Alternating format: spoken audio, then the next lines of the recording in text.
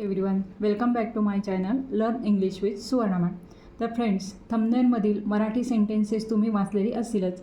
जसे की मी कधीतरी चहा पितो, ती अधूनमधून मला फोन करते, मला काहीतरी गोड खावंसं वाटत आहे, मला कॉफी प्यावीशी वाटत होती. अशा प्रकारची वेगवेगळी मराठी सेंटेन्सेस आपण दैनंदिन जीवनामध्ये नेहमीच बोलत असतो. मग आता हीच सेंटेन्सेस इंग्रजीमध्ये कशी बनवायची तेच आपण आजच्या व्हिडिओमध्ये समजून घेणार आहोत. म्हणजेच ही जी मराठी सेंटेन्सेस आहेत ती वेगवेगळ्या प्रकारची सेंटेन्सेस आहेत. म्हणजेच त्याचा अर्थ असा की आपण इंग्रजीतील 2 वेगवेगळ्या प्रकारचे स्ट्रक्चर आजच्या व्हिडिओमध्ये शिकणार आहोत. तेव्हा तुम्ही संपूर्ण व्हिडिओ स्किप न करता शेवटपर्यंत नक्की बघा आणि व्हिडिओ जर आवडला तर व्हिडिओला नक्कीच लाईक करा. तर आता इथे बघा, इथे सेंटेन्स मी मराठीतलं लिहिलेलं आहे की मी कधीतरी चहा पितो किंवा पिते, त्याचप्रमाणे ती अधूनमधून मला फोन करते. आता ही जे 2 सेंटेन्सेस आहेत यासाठी जे स्ट्रक्चर आपण फॉलो करणार आहोत किंवा यूज करणार आहोत ते असं आहे. तर सर्वात आधी जे सेंटेन्स असेल ते सेंटेन्स घ्यायचे असते आणि त्यानंतर वन्स इन अ व्हाईल ही फ्रेज तुम्हाला वापरायची असते. आता वन्स इन अ व्हाईल याचा अर्थ काय होतो, तर कधीतरी, अधूनमधून किंवा कधीकधी. म्हणजे असे मराठी शब्द जर तुमच्या वाक्यामध्ये मराठी वाक्यात आलेले असतील तर त्यासाठी तुम्ही वन्स इन अ व्हाईल ही फ्रेज वापरायची असते, ही लक्षात ठेवायचं. मग आता इथे फर्स्ट सेंटेन्स आहे की मी कधीतरी चहा पितो किंवा पिते, किंवा चहाऐवजी तुम्ही मी कधीतरी कॉफी पितो असं सुद्धा म्हणत असतात. चहा तर सर्वच जण रोजच पितात, पण कॉफी कधीतरी पितो. मग आता इथे आहे मी कधीतरी चहा पितो. मग सेंटेन्स आधी घ्यायचं असते, ते आहे सब्जेक्ट आहे मी, त्यानंतर पिते म्हणजेच ड्रिंक आणि ऑब्जेक्ट आहे चहा. I drink T. मी चहा पिते किंवा मी चहा पितो. मग आता कधीतरी यासाठी आपल्याला ही फ्रेज वापरायची आहे, म्हणून आपण शेवटी घेणार आहोत वन्स इन ए व्हाईल. बघा अशा प्रकारे I drink tea once in a while. मी कधीतरी चहा पितो किंवा मी कधीतरी कॉफी पिते. I drink coffee once in a while असं सुद्धा तुम्ही म्हणू शकता. किंवा जी गोष्ट तुम्ही कधी कधीच घेत असाल, खात असाल तर ती तुम्ही इथे टाकू शकता. आता नेक्स्ट बघा, ती अधूनमधून मला फोन करते. बघा, ती अधूनमधून म्हणजेच वन्स इन अ व्हाईलचा अर्थ अधूनमधून हा मराठी शब्दासाठी सुद्धा आहे. मग आधी आपण सेंटेन्स घेऊया. ती म्हणजेच शी, फोन करते म्हणजेच आता इथे एकवचनी करता आहे म्हणून आपण कॉलला यस लावणार आहोत, हे लक्षात घ्यायचं. शी कॉल्स. मला म्हणजेच त्यासाठी ऑब्जेक्ट आहे, मला म्हणजेच मी. सी कॉल्स मी, ती मला फोन करते. केव्हा? अधूनमधून. मग त्यासाठी आपण फ्रेज वापरणार आहोत वन्स इन ए व्हाईल. बघा, किंवा ती कधीतरी मला फोन करते असं जरी असलं, किंवा ती अधूनमधून मला फोन करते, किंवा ती कधी कधी मला फोन करते असं जरी सुद्धा असलं तरी तुम्हाला हेच वापरायचं आहे once in a while. She calls me once in a while. बघा अशा प्रकारचे सेंटेन्स आपण बऱ्याच वेळेला बोलत असतो. मग हे स्ट्रक्चर वापरून तुम्ही इंग्रजीतील कोणत्याही प्रकारचं सेंटेन्स हे बनवू शकता. आता नेक्स्ट बघा, आय फील लाईक. आता आय फील लाईक म्हणजेच काय? मला वाटतंय किंवा मला वाटत आहे किंवा मला इच्छा होत आहे. आता अशा प्रकारचे सेंटेन्स आपण कशा प्रकारे बोलत असतो की जसं मला काहीतरी गोड खावंसं वाटतंय, मला आज घरीच राहावंसं वाटतंय, किंवा भूतकाळातलं एखादा आपल्याला सांगायचं असलं तर मला कॉफी प्यावीशी वाटत होती, म्हणजे तेव्हा मला कॉफी. अशा प्रकारचे सेंटेन्स आपण बोलत असतो. मग आता अशा प्रकारचे सेंटेन्सेस जेव्हा आपण इंग्रजीत बोलतो तेव्हा तुम्हाला हे स्ट्रक्चर फॉलो करायचं आहे. बघा, आता हे पहिलं जे स्ट्रक्चर आहे ते पॉझिटिव्ह सेंटेन्ससाठी आहे.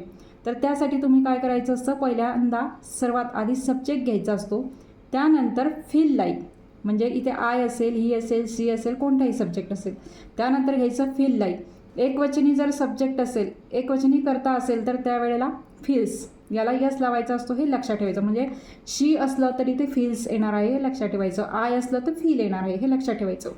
फील लाईक किंवा फील्स लाईक. त्यानंतर जर भूतकाळात वाटत होतं, मला असं खावंसं वाटत होतं असं जर तुम्हाला सांगायचं असलं तर सब्जेक्ट नंतर तुम्हाला फेल्ट लाईक घ्यायचं आहे, म्हणजेच त्याचा पास्ट टेन्स घ्यायचा आहे, आय फेल्ट लाईक. आणि त्यानंतर तुम्हाला क्रियापदाचे ING प्रत्यय असलेलं रूप हे घ्यायचं असतं, लक्षात ठेवायचं.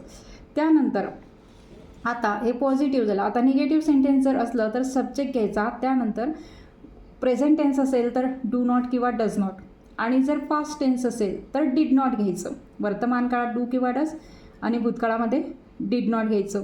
आणि त्यानंतर फील लाईक आणि त्यानंतर क्रियापदाचा ING प्रत्यय असलेलं रूप. असं हे तुम्हाला स्ट्रक्चर वापरायचं आहे. आता बघा, इथे आपण फर्स्ट सेंटेन्स या स्ट्रक्चरवरून बनवणार आहोत. मला काहीतरी गोड खावंसं वाटत आहे.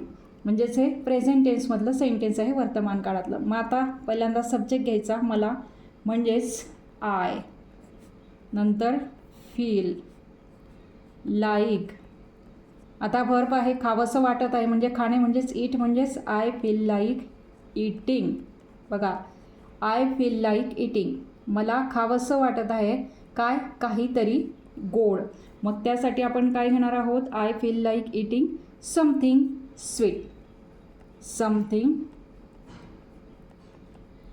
स्वीट म्हणजेच काय, तर काहीतरी गोड, म्हणून समथिंग स्वीट असं आपण ते घेणार आहोत. बघा, I feel like eating something sweet किंवा I feel like eating ice cream असं सुद्धा म्हणू शकता तुम्ही, किंवा इथे कोणताही खाण्याचा पदार्थ तुम्ही टाकू शकता. आता नेक्स्ट बघा, मला आज घरीच राहावेसे वाटत आहे. बघा, बऱ्याच वेळेला असं होतं आपलं की मला आज घरीच राहावेसे वाटत आहे, ऑफिसला, शाळेत किंवा कुठे जावंसं वाटतच नाही. मग इथे सुद्धा सब्जेक्ट आहे, हे सुद्धा प्रेझेंट टेन्समधलं सेंटेन्स आहे. मग आता इथे आय फील लाईक, इथे काहीतरी करावंसं वाटत आहे किंवा करावंसं वाटत नाही, म्हणजे आय फील लाईक. करावंसं वाटत आहे यासाठी आय फील लाईक हे तुम्हाला वापरायचंच आहे. मग आता घरी राहावेसे वाटत आहे, घरी राहणे म्हणजे स्टे, त्याचा ING फॉर्म तुम्हाला घ्यायचा असतो. I feel like staying at home. आणि आज म्हणून आपण इथे घेणार आहोत टुडे. बघा, I feel like staying at home today, मला आज घरीच राहावेसे वाटत आहे, असं हे सेंटेन्स मग इंग्रजीमध्ये तयार झालेलं आहे. आता बघा, हे पॉझिटिव्ह सेंटेन्सेस झाले. आता बघा पुढचं आहे, मला बोलण्याची इच्छा नाही आहे किंवा मला बोलावेसे वाटत नाही आहे, म्हणजेच हे निगेटिव्ह सेंटेन्स आहे. मग आता निगेटिव्ह सेंटेन्सचं स्ट्रक्चरसुद्धा आपण वर पाहिलेलं आहे, त्यानुसार आता आपण हे सेंटेन्स बनवणार आहोत. आता हे वर्तमान काळातलं सेंटेन्स आहे, म्हणून आपण घेणार आहोत आय नंतर आपण डू नॉट घेतो, त्याचं आपण संक्षिप्त रूप इथे घेणार आहोत, आय डोंट फील. बघा, असं घेणार आहोत, निगेटिव्ह आहे म्हणून डोंट घेतला आहे. आय डोंट फील लाईक, बोलण्याची म्हणजे स्टॉप, मग त्याचं ING प्रत्यय असलेलं रूप आपल्याला घ्यायचं आहे, talking. I don't feel like talking, मला बोलण्याची इच्छा नाही आहे किंवा मला बोलावेसे वाटत नाही आहे, असं हे सेंटेन्स आहे, निगेटिव्ह सेंटेन्स वर्तमान काळातलं. आता इथे नेक्स्ट बघा, मला कॉफी प्यावीशी वाटत होती, म्हणजे एखाद दिवशी आपण असं म्हणतो की आपण इथे गेलो होतो, मग त्यावेळेस मला कॉफी प्यावीशी वाटत होती, म्हणजे मला कॉफी प्यायची इच्छा होती, म्हणजेच हे भूतकाळातलं सेंटेन्स आहे, पास्ट टेन्समधलं सेंटेन्स आहे. मग आता इथे आपण फील नाही घेणार, तर फीलचं जे पास्ट रूप आहे, P2 फॉर्म आहे, ते आपण घेणार आहोत फेल्ट. आय फेल्ट लाईक म्हणजेच मला वाटत होतं काय, कॉफी प्यावीशी, मग ते पिणे म्हणजेच ड्रिंक, त्याचं ING प्रत्यय असलेलं रूप आपण घेणार आहोत drinking. I felt like drinking coffee. बघा, इतकं सोपं आहे. मला कॉफी प्यावीशी वाटत होती, I felt like drinking coffee. हे लक्षात घ्यायचं की भूतकाळ असला तर फील घ्यायचं नाही तर फेल्ट घ्यायचं, हे लक्षात ठेवायचं. आता नेक्स्ट बघा, मला तुला फोन करावासा वाटत होता. बघा, हे सेंटेन्ससुद्धा करावासा वाटत होता म्हणजेच भूतकाळामध्ये असं सांगतो आपण एखाद दिवशी की मला त्या दिवशी तुला फोन करावासा वाटत होता, म्हणजे हे सुद्धा भूतकाळातलंच वाक्य आहे. मग आता इथे सुद्धा आपण काय घेणार आहोत, आय फेल्ट लाईक. एखादी गोष्ट तुम्हाला करावीशी वाटत होती किंवा वाटत नव्हती, तर त्यासाठी आय फील लाईक किंवा आय फेल्ट लाईक हे वापरायचं आहे. आय फेल्ट लाईक, मला वाटत होतं काय, तुला फोन करावासा, म्हणजे फेल्ट लाईक कॉलिंग यू.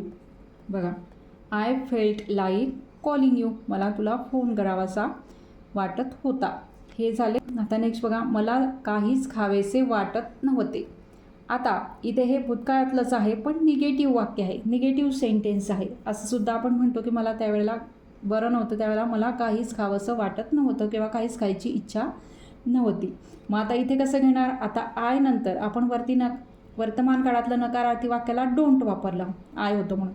आता इथे आपण भूतकाळातलं सहाय्यकारी क्रियापद घेणार आहोत, डिडंट. डिड नॉटचं संक्षिप्त रूप डिडंट.